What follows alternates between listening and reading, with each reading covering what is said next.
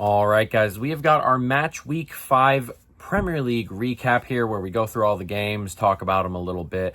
Nothing crazy, as we're getting to that point now where teams are going to be themselves and there aren't going to be a ton of different things. Like we'll talk about Villa and Sunderland. They've kind of just been the same team for the first 5 weeks, each of them. So we're going to zip through and hopefully we can go ahead and take a look at these games and get just a general view of how they went and how each team is moving directionally. So hopefully things will look better at the end of the video. So yeah, let's just jump right on into it. We'll start with the Merseyside derby.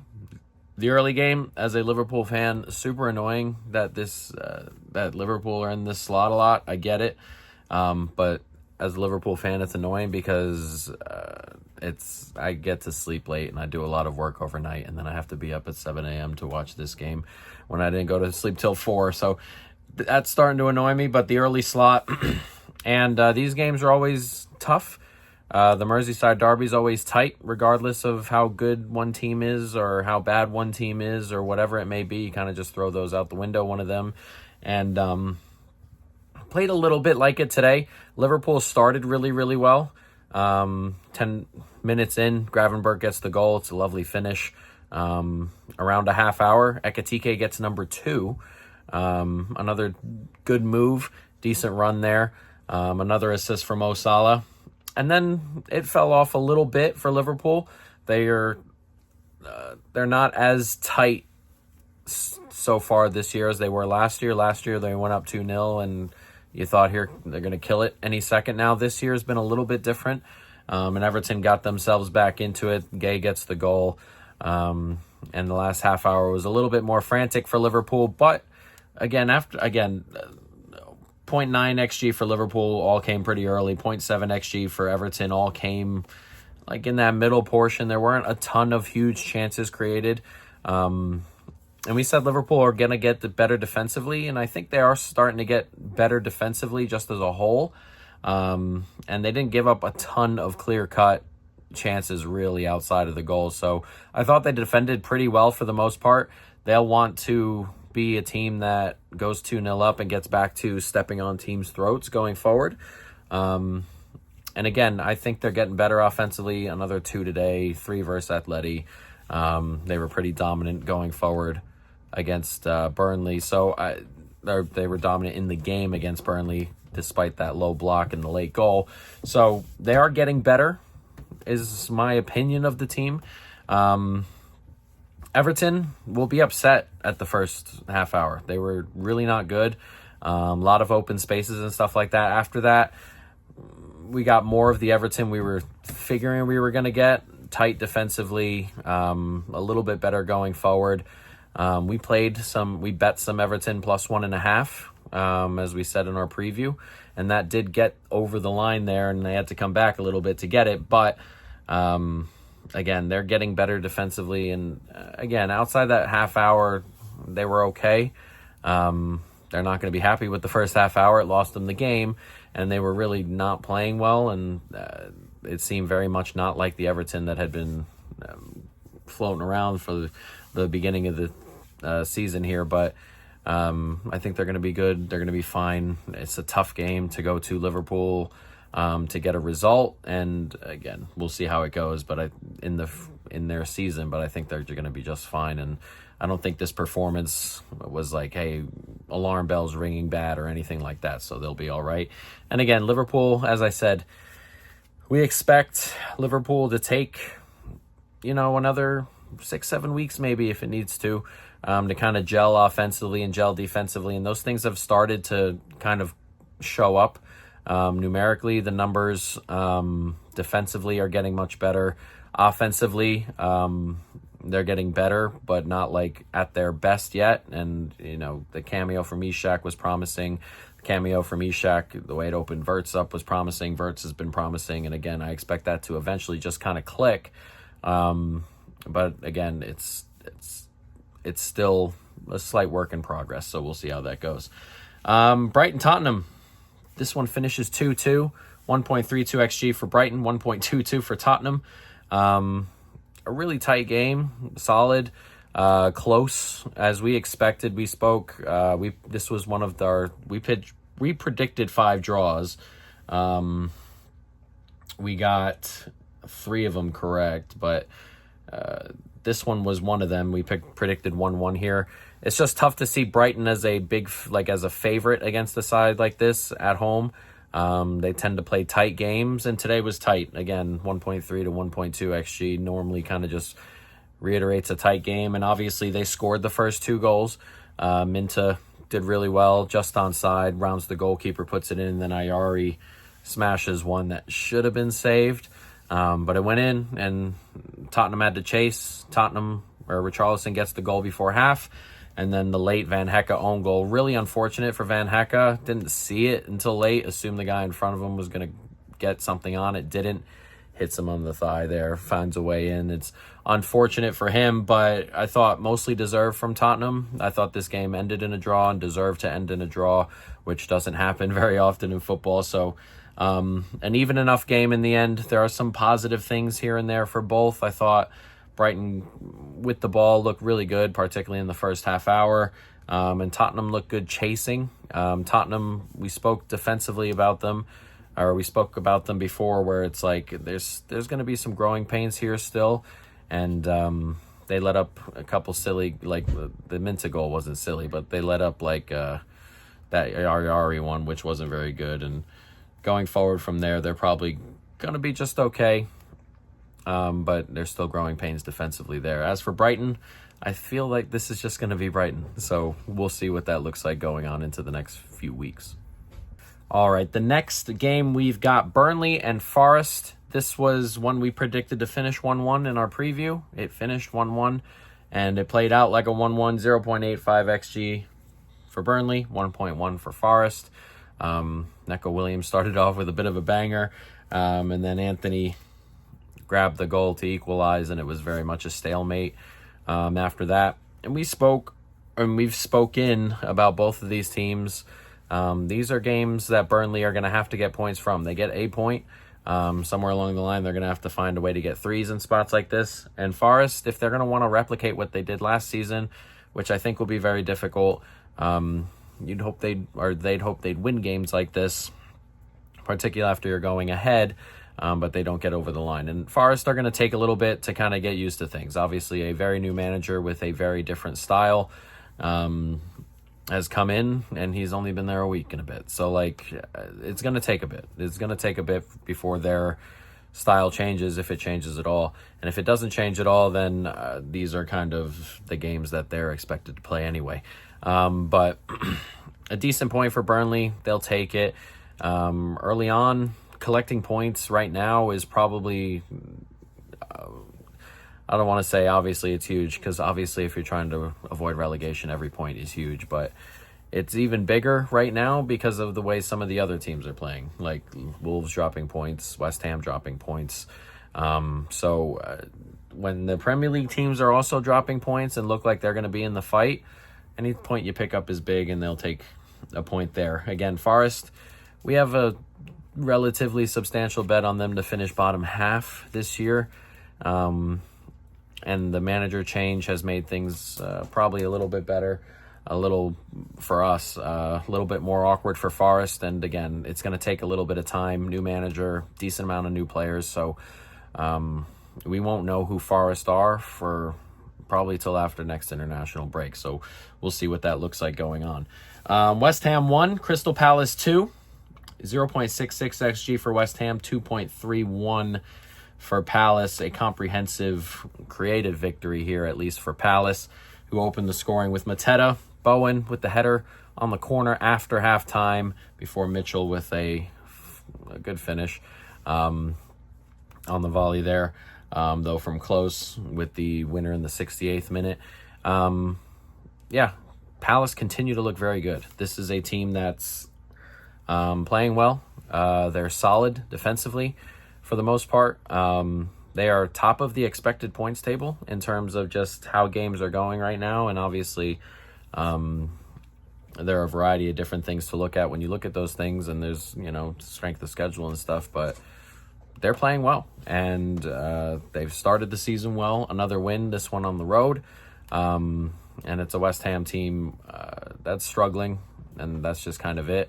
I thought the way West Ham played into their defeat a little bit. West Ham had a pretty large chunk of the ball today, and we've talked about them with the ball. They're going to give up shots on the break.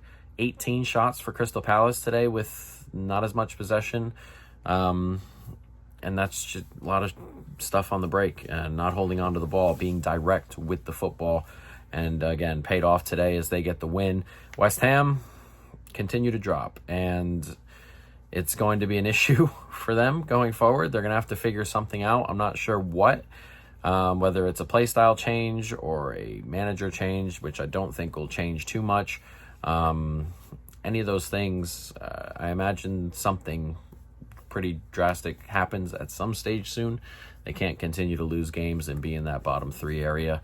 I imagine the ownership won't accept that stuff, and neither will the fan base. So it should be interesting what their next month looks like. Palace, on the other hand, they're continuing to play well. We have some Palace futures that look good. We had Palace to finish in the top half. Was a bet we placed early in the year that looks good right now. We have some top six, which is not out of the question the way the league is set up this year. And we have plus 6.5 versus Brighton, and they've started ahead of Brighton, and they look good. Crystal Palace play Liverpool at home next match day. That's an interesting one. They've shown that they could get at Liverpool a couple times. They beat them in the Community Shield, of course, and you have them at home against a team that in Liverpool that isn't particularly playing super great right now and going through a transition of their own. So Crystal Palace, they've done well. They've done well with the moves, and done well transitioning through all that. They're well managed for the most part, and it should be a really interesting game when they play Liverpool next. Wolves and Leeds. Leeds win this one 3-1. It's like 1.7 xG to 0.4 for Leeds. The finishing regression comes back a little bit here for Leeds. Some good finishes and not a ton of chances outside of the goals they scored. Krejci opened the goal scoring for Wolves, and then a Calvert-Lewin header. That free kick from Stoch, really fantastic free kick. Then Okafor right before halftime off a giveaway. You can't do this if you're Wolves. We spoke about Wolves where we think there's potential in the forward line and stuff like that, and they score early here. And then it kind of all falls apart, and they created enough today, but we've spoke about them. They're not technically super gifted. Like, they're physically gifted, and the ability to kind of get into good positions is there. The finishing and the final ball's not necessarily where it needs to be right now, and that's why they're bottom of the table. And to lose at home to a newly promoted side in that manner doesn't look good, doesn't feel good on the back of that new contract for the manager, which was interesting timing. So we'll see from there, but Wolves need to start collecting points. Like, this is one of those games you need to get points from, and to come away with two worse off goal difference and a loss is huge. It's a huge negative. So very, very much not a good game for Wolves, and Wolves got to figure something out soon. Leeds, we talked about the XG regression. It's come back a little bit. They're not creating tons and tons of chances, but, forcing the turnover for the third goal, forcing the free kick on a turnover, good. Like, those things are all common. We said at some stage you're going to have to finish some of these and create some of these. Well, they did it today in a very, very, very clinical manner, and it's come back a little bit positively, and they finally score some goals and get over the line here. It's another win for them. They've started the year really well, and they should be favorites to stay up at this stage, the way they're playing and the way things have started for them. So we'll see where that goes. But like how they've started, like how they're playing, and if they can continue to just turn those turnovers into good opportunities, they should be fine this season. Manchester United and Chelsea. Man United win this one 2-1, 1.84 to 0.43 XG.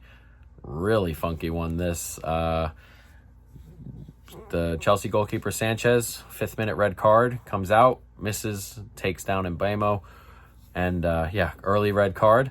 And then the manager makes two subs. Estevao comes off and Neto comes off, and he brings a midfielder on, and I think and Santos, and then one of the center backs as well comes on, which is super defensive. And then they go 1-0 down. Bruno Fernandes just stays on side to tap home. And then Palmer came off. Now, originally when watching the game, I thought he was just making that substitution. I'm glad he wasn't, because that would have been like a what the hell decision. But Palmer's groin, I think, is still bugging him, so he had to come off, and it was going to be a lot of chasing for him, so I don't hate the idea that he came off. Casemiro gets the second goal. Funky stuff flying around in the box, headed across goal, he gets it. And then Casemiro sent off in the 45th minute, and then the game kind of turns on its head, because a bunch of attackers have come off for Chelsea already, and they need 2 goals, and now it's 10v10, and it's possible. I know a lot of people were wondering about that red card for Casemiro, or a lot of people were saying it was harsh and stuff. I didn't understand that. He had beaten Casemiro, and he was running in on the back line, and Casemiro took him down from behind pretty blatantly. So I don't know where that sentiment has come from on it not being a second yellow. But I thought it was a pretty comfortable second yellow, even on live on first viewing. So I didn't have an issue with it. And then it's Chelsea trying to find something in the second half, and they started the second half slow. Credit to United. Lack of credit to Chelsea, I suppose, who needed 2 goals, and United were comfortable for the first, up until the 60th, 65th minute. So good on United there. A late goal, 80th minute, off a corner. Chalobah had been threatening a little bit on those corners already, and then he finds one, and Chelsea could not find the second one. Couple close calls, but nothing really over the line. So a really interesting game just all around. Tough to analytically, to take anything from this game. 5th minute red card. United are playing with a 2-goal lead, and then it's 10v10, and they're still playing with a 2-goal lead. Is very difficult to kind of gain anything from that. But just in terms of the game, again, I thought the managerial stuff from Chelsea was poor. I thought the maybe the onus on United to go ahead and take control of the game, despite it going down to 10v10, instead of kind of just letting Chelsea come on to them for the most part, I thought was solid from them, and stuff like that. So an interesting game. We didn't get any 11v11 here, which is kind of annoying when you're looking forward to a Big Six game, and it's, you don't get like a genuine Big Six game. So annoying in that aspect, but a fun game to be a part of, that's for sure. Interesting one altogether, and a good win for United. They'll feel happy to get that over the line, and Chelsea will be, I don't know what they'll be feeling. Very interesting one. Fulham and Brentford. Fulham win this one 3-1, 1.01 to 0.6. We had a Fulham victory in our preview. They do get it over the line here. They give the ball away early, and Damsgaard finishes to make it 1-0, but then mostly dominant after that.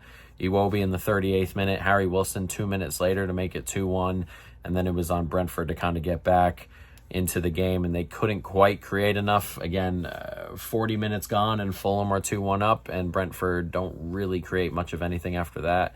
Is kind of an issue for them, and a plus for Fulham, who we continue to say is a very good defensive side, and solid after that. And then right after halftime, Pinnock own goal there for the final one, which, 3 quick goals there kind of just took the air out of Brentford, and they never really got back into it. There was almost a 4th from Muniz, small infraction there that kept it from being a 4th, but pretty comfortable from Fulham, who should feel really good about that performance. Again, Brentford, we don't expect to be very, very good this year, but we expect them to be comfortably safe. They're going to have to play a little bit better than that on the road at these mid-table sides, but for the most part, I'm not super worried, but just mostly worried on how comfortable Fulham were. They were really, really comfortable and much the better side, particularly after that first goal they scored in the 40th minute. So an interesting one, good win for Fulham there, and should propel them into, we'll see what they look like this season. I'm not so sure they have a challenge for those European spots, but last year they were in that area until, the last couple of months where they really fell off. So the ability's there, so we'll see what happens. Bournemouth and Newcastle, 0-0, 0.46 to 0.14. Don't have to talk about this one too much. Newcastle rotated a little bit.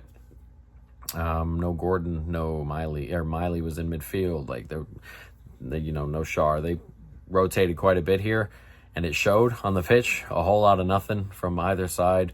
There was 2 shots in the box, combined for the game. We talked about Bournemouth, and they've hit the ground running defensively after moving all those guys off. And Newcastle have been solid and one of the better teams defensively in terms of chance creation against so far this season. So we got a whole lot of nothing here. Just one of them games, stalemate. Nobody can do anything. And that's it. We don't have to talk too much about it. Again, Newcastle rotated a bit here, and I expect Newcastle to kind of be a little bit better with the rotation this year. But in terms of making a spectacle out of this game in particular, weren't too interested in that. So, again, 2 good defenses who have been solid and 2 offenses that are still transitioning a little bit and don't have a ton. Particularly Newcastle, who are adding a new striker and missing Gordon and wingers, and the 2 up front were Murphy and Voltamade. So not a ton of threat there in terms of just first team, like what you expect the front line to be.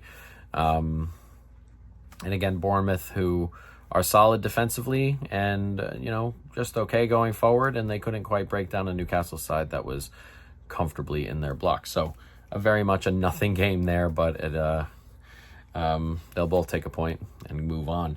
Sunderland and Villa. We talk about these 2 teams every single week, and every single week we say the same things, and we are going to say the same things again today. Aston Villa can't create. Sunderland had a red card pretty early in this one, 30-ish minutes, 33 minutes, and they created 0.78 expected goals today. Their goal came from Matty Cash, which was from way outside the box. He just hammered it. Good goal, but again, didn't create much against 10 men for 60 minutes. And then Sunderland, who we speak about, who just continue to steal results and points, which is their goal, obviously, go down with 10 men and score 8 minutes later to level it up and get out of Dodge with a point, despite playing the entire game despite playing an hour with 10 men and going behind. So Sunderland continue to do that, and they'll hope they're going to play better at some stage and continue to kind of progress in that vein. And if they're playing better, then it doesn't matter how lucky they're getting earlier. It'll just be a boost on them, and they'll feel comfortable so far, grabbing multiple points. They were, on 8, I believe. They got the 0-0 they didn't deserve at Palace. They got the 2-1 win over Brentford, which they didn't really deserve. They got the 0-0 here, which I'm not saying they didn't deserve it because they played particularly well. This isn't a deserved thing, but when you're behind and you're playing 60 minutes with 10 men, you expect to lose that game, and they grab a point out of that.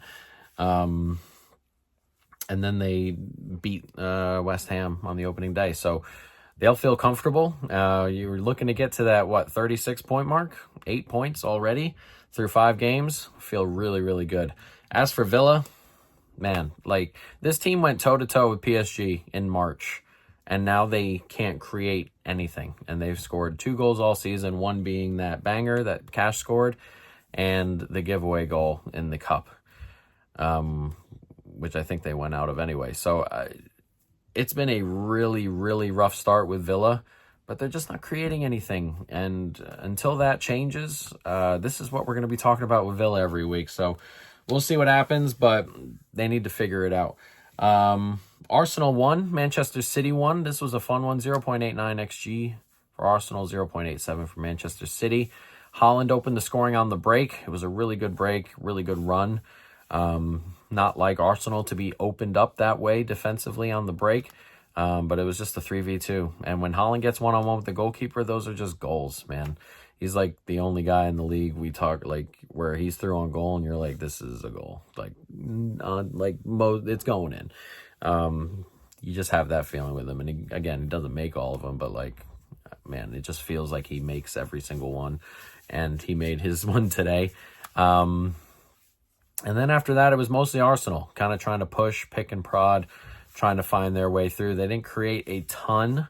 They do get the goal late, a ball over the top. And I thought a lot of that was just on City, kind of the way they were playing.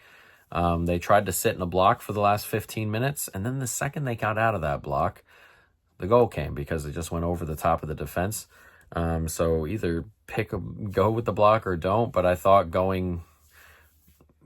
bringing the line higher up with a couple minutes to go felt awkward, and they got punished for it. This, I thought, deserved to be a draw considering the scoreline on the way the game went, and it was a draw. Now they'll both be kind of annoyed, I think. Arsenal will be annoyed that they've got 1 point from 6 from Liverpool and City, and they played all right. Like, they'll be really unfortunate to come away with 1 point, but they only came away with 1 point, which would be annoying to them. And they're 5 back of Liverpool, who aren't playing particularly well right now, but you expect to start playing better at some stage along the line. And then City, who were, 5 minutes away from a win at Arsenal. And now they're, 7 back of Liverpool. So 7 back, 8 back. So it was a big result for both, and I don't think either will be too happy with it. I guess they'll both be happy that they didn't lose the game. It was one of those must not lose things, but in general, and a typical Arsenal City type of clash. These games don't get crazy in terms of goals scored or anything like that. They tend to be tight. Arteta tends to be tight. That's just the way Arsenal play. They're not going to go ahead and open things up, get open, or anything like that. So games just tend to be kind of low scoring. Barring that one with the red card where it was 2-0 and then 2-2. But like, again, these games are just tight. They're slow. And it ends up in a draw. And that's how she goes. We predicted Arsenal to win that one, but couldn't quite get there, and the early goal really messed it up. I imagine if like the game's a little bit tighter and is 0-0, for a longer period, that Arsenal do kind of get over the line. They did well with the ball. They did well in control, possession, all that stuff. But letting up an early goal against a side as good as City is always going to be difficult to overturn one way or another. So yeah, an interesting week. We should have numbers coming out next week or the week after in terms of our previews, XG expectations and stuff like that. So we'll hopefully be able to add another wrinkle there, and we should get the Spanish numbers out relatively soon as well. So yeah, another recap here, another week in the books in the Premier League. Liverpool will be pretty happy. Leeds will be happy. Sunderland will be happy. Everyone else maybe not so happy. United will be happy. Palace will be happy. Everyone else maybe not so happy, and kind of a slow weekend for a lot of them. So a lot of draws, a lot of interesting games, and next week, week 6.